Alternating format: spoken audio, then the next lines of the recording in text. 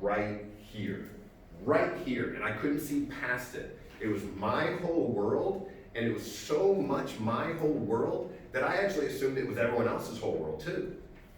Like, that's how consumed I was with it. And these are invisible monsters. If you were looking at me and just saw a little hole in my face, you wouldn't understand the pain I'm going through. Same thing with depression, right?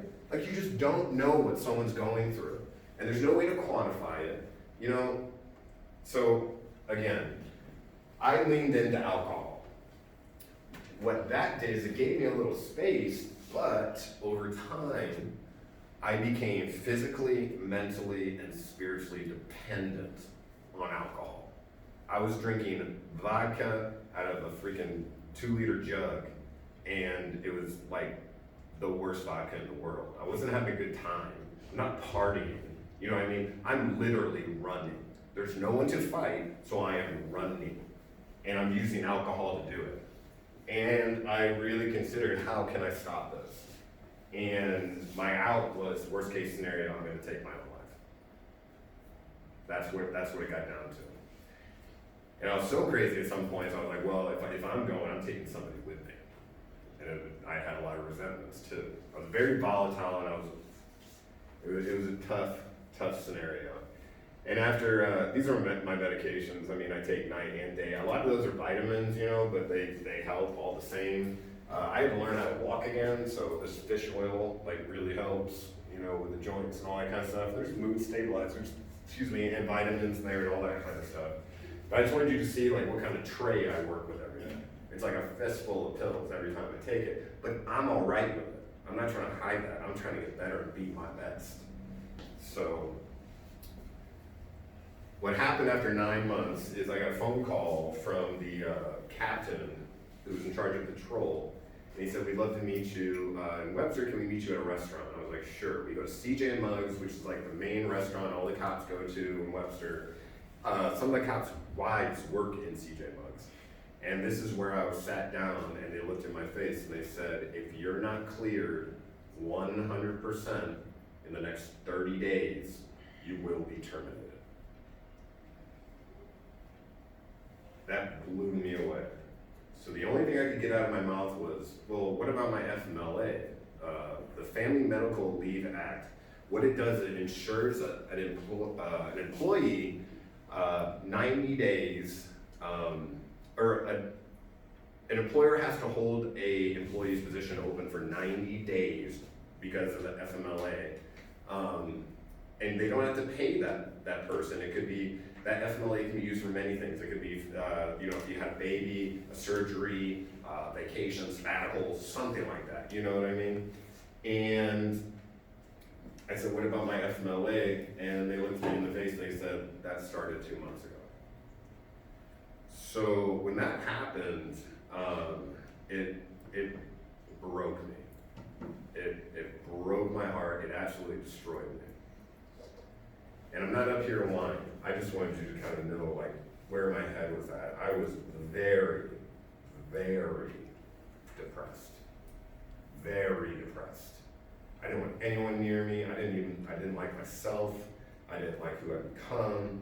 And I was trending towards basically checking out. I finally thought I knew, you know, for a long time, I had always heard the story of the sheepdog when we talk about police officers. Do you guys know this at all? Maybe a couple, let me refresh it. All right, so a lot of times you'll hear police officers refer themselves as the sheepdog, and society are the sheep. This is no way derogatory, it doesn't mean anything, one's tough, one's weak, nothing, right? What it is those two people, those two groups, the sheepdog and the sheep, they don't hang out together, right? Like the sheepdog does his own thing, and when his boss tells him to work the sheep over into like this side of the field or something like that, it goes to work. And the sheep are basically trying to avoid the dog. But when do the sheep need the dog? When there's other people, other animals trying to kill them. When the wolf comes, right? So that's when the sheepdog goes to work. He goes to fight, he goes to battle with the wolf, and what we don't talk about is what happens to that wolf, what happens to that dog afterwards. What do you think happens on a farm? If it's injured, it gets put down and replaced. And I heard a saying later on that in police work, you always have to remember that the command staff is actually the department, and the patrolmen are the equipment. And you just, that might sound a little harsh, but it's true. And it's better just to understand that. You know what I mean? Just understand to have a better understanding of your role. So even like when you guys go out and get your jobs, understand that, they have you there because you bring value to their business. You're lining their pockets with money. This is not a, emotional decision, nothing like that. You're not in a family business. You are literally, because you are in school right here, you brought value to yourself, and then you can go to a job and expose that value to that job and work, and that makes money for the employer. Boom, that's what it is. So, the anniversary came up 1 year later, and my wife found me in bed having a seizure. I was having multiple seizures actually, and every time I woke up I was being aggressive. She was saying, I'm gonna call EMS. I'm like, no, you're not. I had a seizure. Then I wake up and, EMS is there. I'm saying, get the hell out of my house, and then I have a seizure. And then I wake up and, my wife's being questioned by a police officer. Are there any weapons in the house? I'm saying, get out, and then I have a seizure. And then what happens is, fortunately, a police officer who was in my living room, he spoke up and I was able to hear him, because the words he used were not calm down, not quit being like that. It was, does your wife deserve to be this scared? And I said, no. So they're like, all right, let's go out to the ambulance. Let's figure out what's going on. Which I did. I had a seizure on the way out there.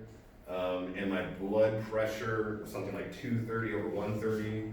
They thought I was actually about to have a stroke. And so what they did is, as I was having these seizures, they moved me to the hospital, and they put me into a coma. And they saw that what I was actually suffering from was Press syndrome. Press syndrome is when there's increased pressure within the cranium. It was for multiple things. It was because of the stress. It was because of the alcohol abuse. It was because I wasn't taking care of myself. And when that bullet passed through, it moved liquid too.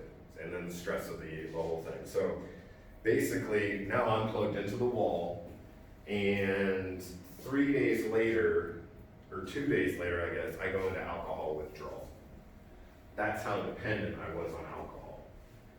And when I went through the withdrawal, I was having seizures. And I'm lucky that I went through alcohol withdrawal in a hospital, because doing it conscious, I couldn't even imagine what it would be like. And we're talking about alcohol. I can't imagine what, getting off heroin or whatever it might be. So this was my drug, this was what I leaned into, and now it was affecting me in this coma. I would have seizures, and a lot of times when you have a seizure, you aspirate, which means that you actually kind of like blow out and then suck in air that also has maybe saliva in it or something like that. And what that did for me is it gave me double pneumonia. So I had pneumonia in both lungs, and then my right lung collapsed. So I'm plugged into the wall, and my wife is having to balance taking care of the house where we had the basement flood, still dealing with that. Husband's plugged into a wall, new job, and then we got these 2 crazy dogs. So that was just, that's not a big deal, but anyways. And so she's balancing all these things. And I learned that kind of like in life, I straight up wouldn't be here if not for my wife. Straight up. Straight up. So if I can give you any advice at all, is when you are looking or wanting to find that significant someone, don't look at the exterior. Find someone who will walk through the fire with you. Someone will go hand in hand and tell you everything's gonna be all right when you have given up on you. And that's what my wife did for me. And I'm very, very lucky She would talk to me every day while I was in this coma. I got to the 5-week mark, and at 5 weeks, when you're being forced oxygen, you see this? Like, I'm literally plugged into the wall. What do I do? You have to go forward. I go the wrong way. Other way. Go backwards. Cameron, can I ask a question? Yeah, go ahead. People talk about dreams or thoughts or memories in a coma. Did you have any of those when you were in a coma? Yes. Yes, I did. Vivid enough to feel like they were real, or just, Oh, I had very, very, very intense dreams, and I remember them from the coma. They were all about me dying, they were all about me needing help, and all about me not getting that help. And at that same time as I'm having those dreams, I'm literally drowning because I've got double pneumonia. So I'm going through physical pain, I'm going through emotional pain, and I can't tell what's real and what's not. And I'm plugged into the wall. After 5 weeks of being plugged into the wall, your brain will decide, since it's being forced oxygen, oh, this is awesome. We don't have to breathe anymore because this machine is actually forcing air in and out. The human body is lazy. If I use only my right hand, my left arm will be weaker. Simple as that. Your body doesn't want to do more than it has to. So at this point, I was just coming out of pneumonia. They got my right lung back, but they didn't think I was healthy enough to come out of the coma.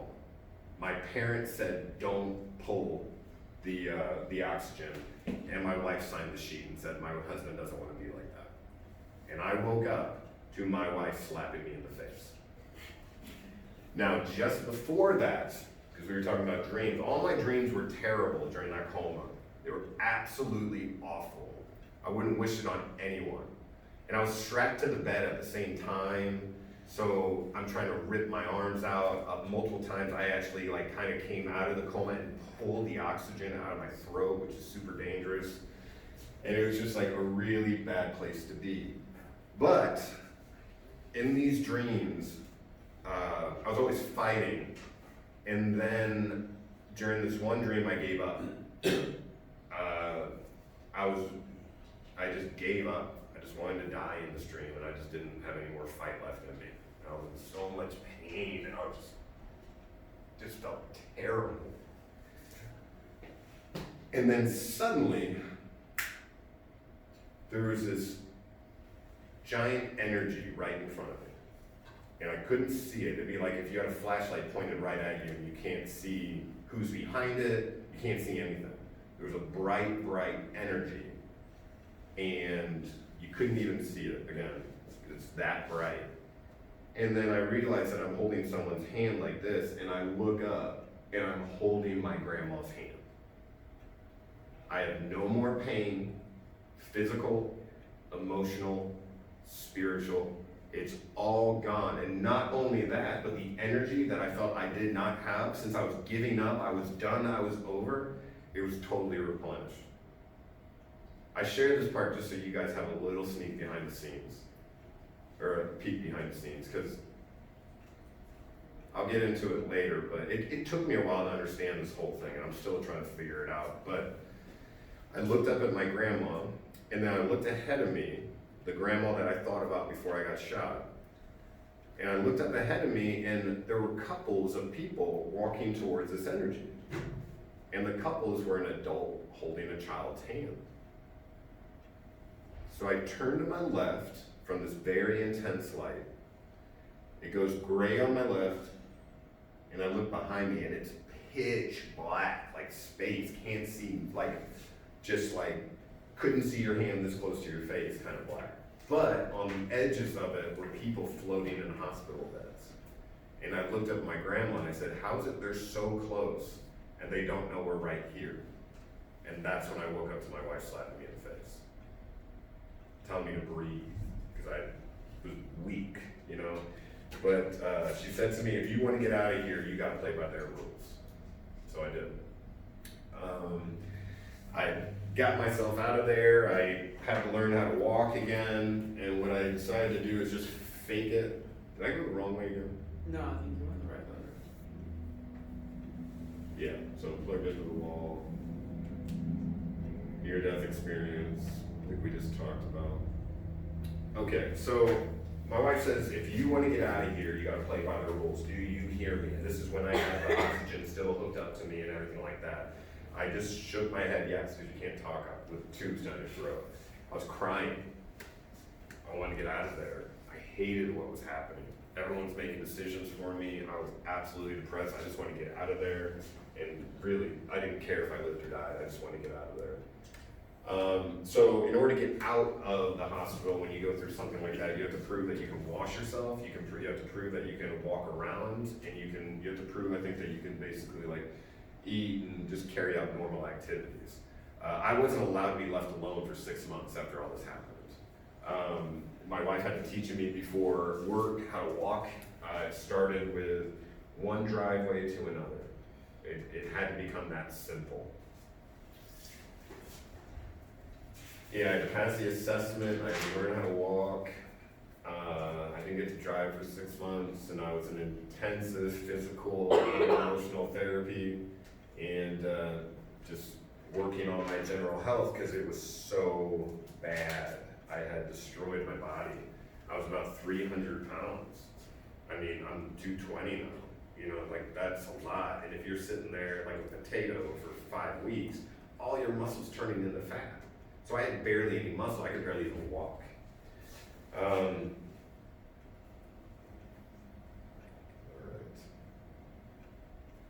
So I got out of the hospital. I was still bummed. And what I call it is the bucket. And I believe that all of us in life, we run into some pretty shitty things, right?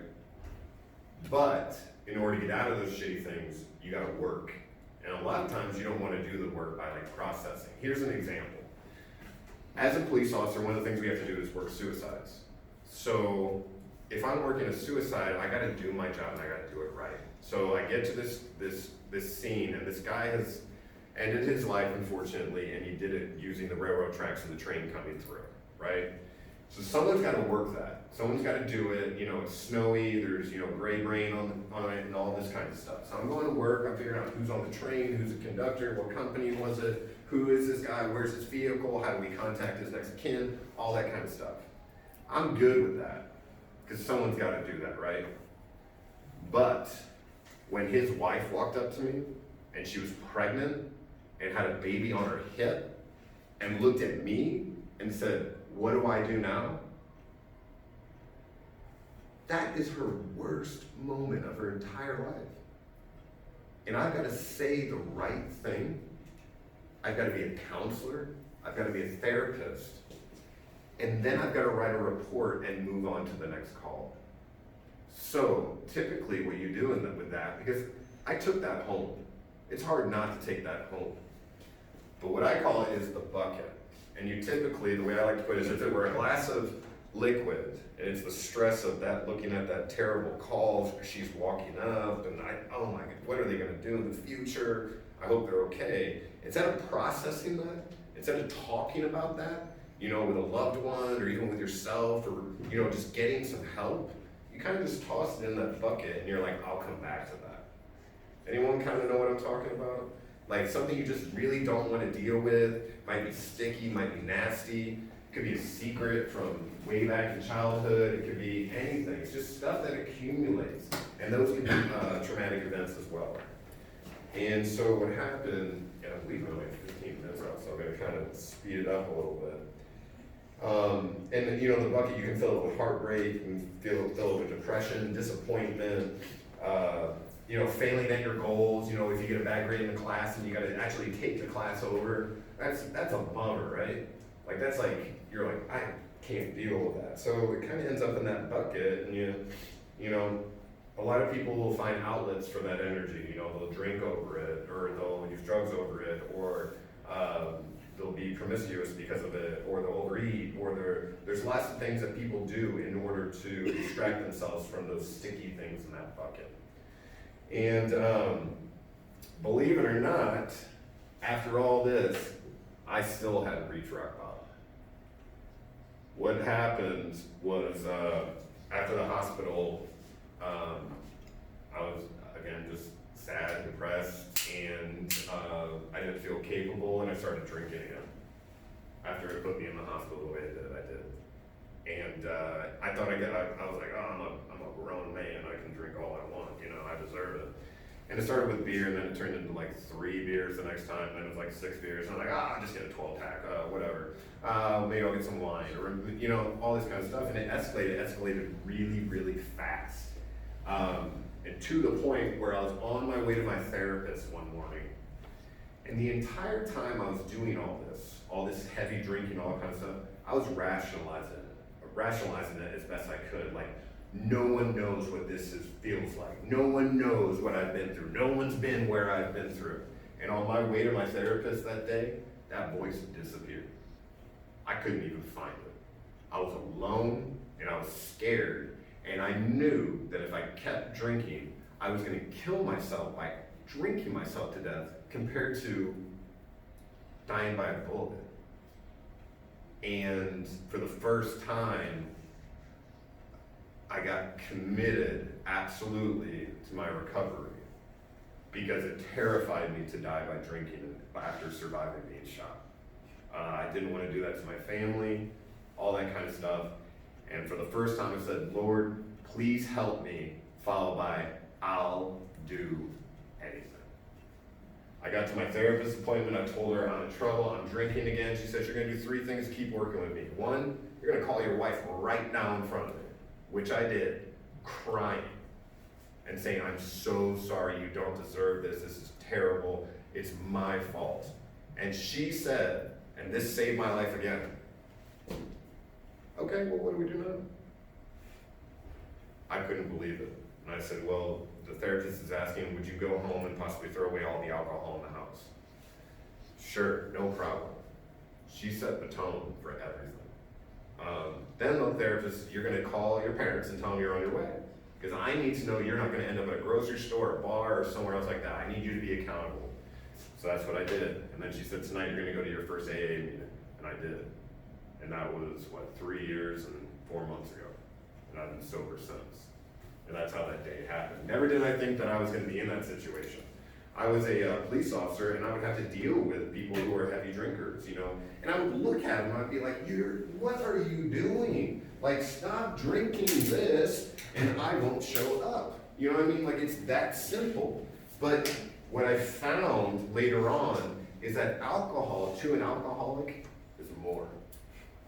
It's comfort, it's security, it's confidence, it's all the things that you're trying to get away from. You're trying to get away from that bucket. But I had to choose to live or die, and I had to face it, okay? Perfect example was, for whatever reason, when I got out of the hospital, somehow I had developed a fear of heights. Like, again, I was just fragile. I couldn't do anything. So I ended up in England with my wife for a Christmas vacation. My whole family's from over there. And what I decided to do is go to the top of the tallest building, which is the London Shard. And it's all glass, and all you have is glass. There's no railing or anything like that. And what I did is I stuck myself to that glass, like way up there, and I just forced myself to feel it.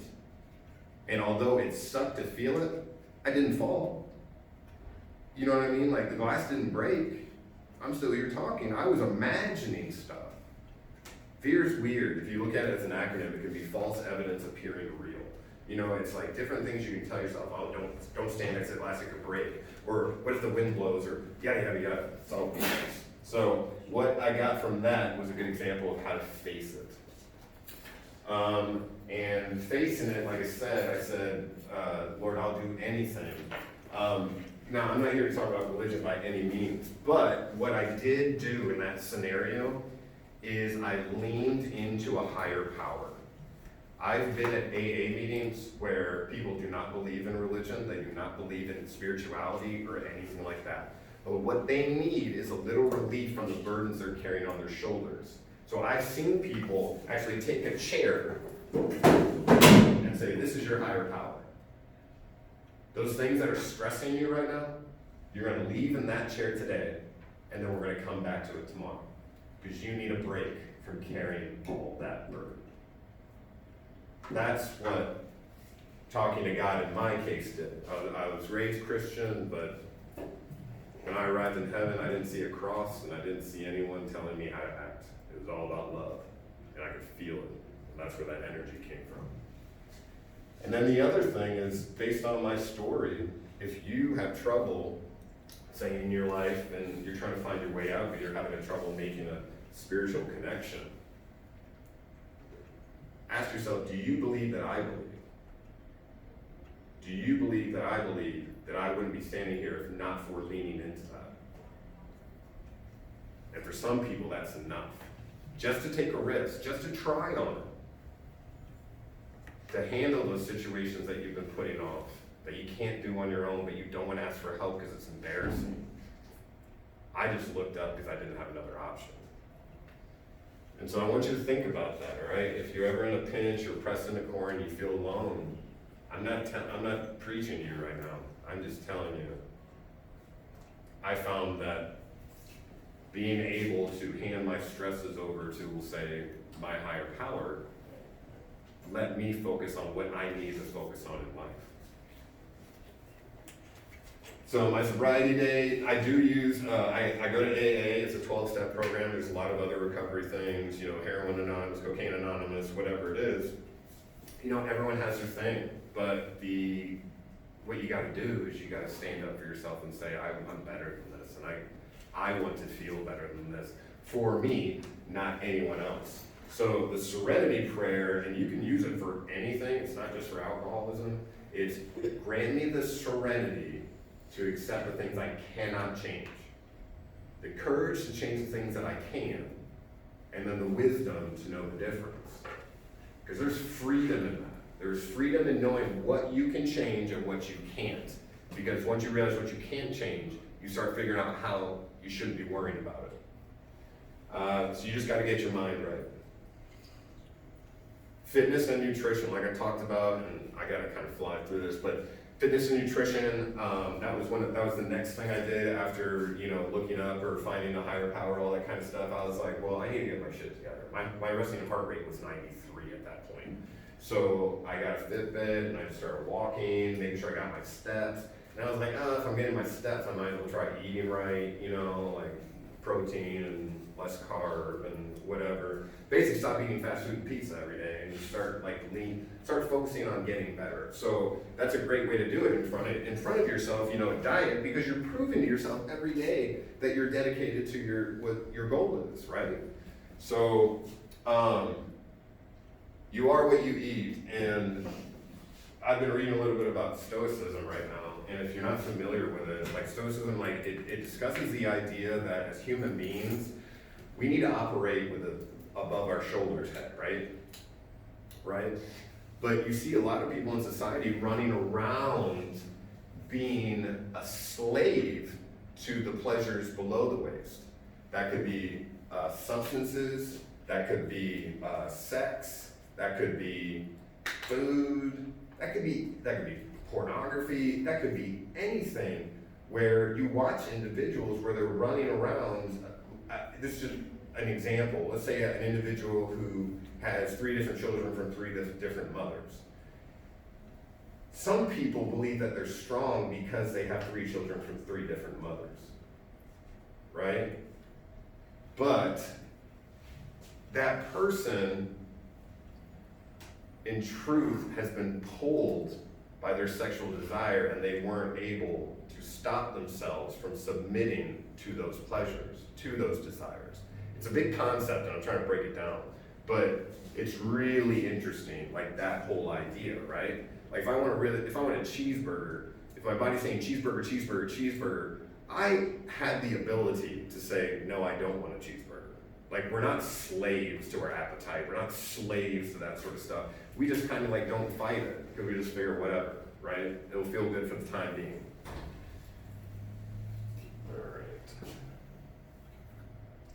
All right, so we did sobriety already. Fitness and nutrition. Meditation. I didn't believe in meditation before. I didn't basically someone looked at me and said, no, you have Ptsd and you have all these flashbacks, you should meditate. I'm like, how are you supposed to meditate while you're having a flashback? You don't know what you're talking about, get another job. And so out of desperation, I made myself just put the headphones on for 5 minutes a day and actually play it. I wouldn't even pay attention, but I would just play it to make sure that I was actually doing it. And before long, I was like, if I'm listening to it, I might as well try. And then if I might as well try, you know, and then like later on, I ended up feeling better. I'm like, that's weird. And so I with meditation, what it does for me is that like, sometimes like everyday life is very fast, you know, and it's hard to make decisions based on like your best interest. So when I meditate, it's basically a 15-minute period where I get quiet. And then afterwards, I look at the things that are stressing me and they're not as stressful. So I can make better decisions on what I'm gonna do. You know what I mean? Like I can look at a really hard problem, and if I'm calm enough, I can come up with a plan. If I'm not calm, I'm panicking and I'm basically, you know, freaking out. So after the meditation is when I typically do that. Motivation. I did a lot of YouTube motivators, historical figures and leaders, all that kind of stuff. Different priests, pastors, all that kind of stuff. In order to become a hero, you know, I believe that in order to be a hero, you gotta be humble, educated, resilient, and organized. Because those 4 things facilitate action. Okay? And